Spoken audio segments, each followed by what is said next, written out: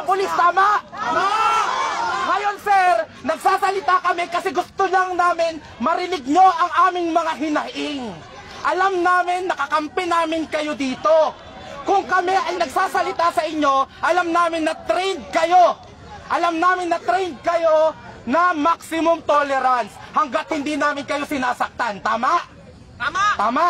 Hanggat nagsasalita lang kami kasi that's freedom of expression. Nakita nyo naman, nung sabi nyong umatras kami para pantay, umatras kami.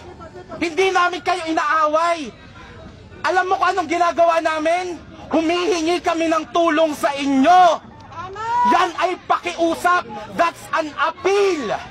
Kasi kami ang nagpapasweldo sa inyo at pinapasweldo namin kayo para protektahan kami, ang batas, ang konstitusyon, ang mga anak namin at ang susunod na henerasyon, kahit mga anak nyo.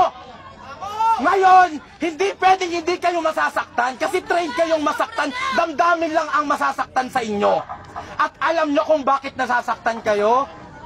Kasi alam nyong totoo ang sinasabi namin.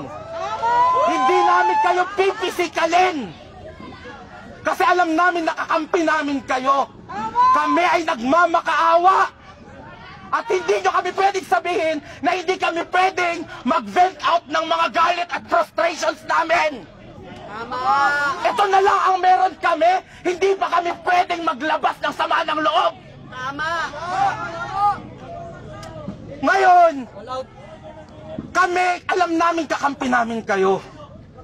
At alam nyong kakampi nyo kami kasi mga simpleng mamamayan lang tayo lahat.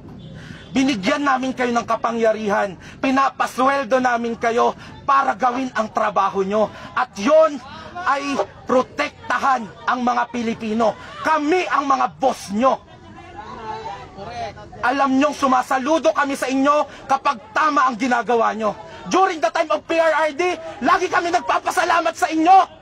Willing kami na taasan yung mga sweldo nyo. Kasi alam namin na ginagawa nyo ang tama at kung ano ang para sa bayan. Ngayon naniningil kami. Naniningil kami sa mga sweldong dinoble namin. Asan kayo?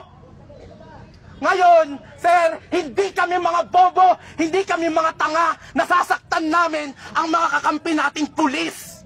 Huwag nyo kaming maliitin. Hindi nyo ba nakita na nung pinaatras nila kami, umatras kami? Yun ba ang nangaaway? Diba, sabi ko, basta pantay lang ha. Pantay na, okay na.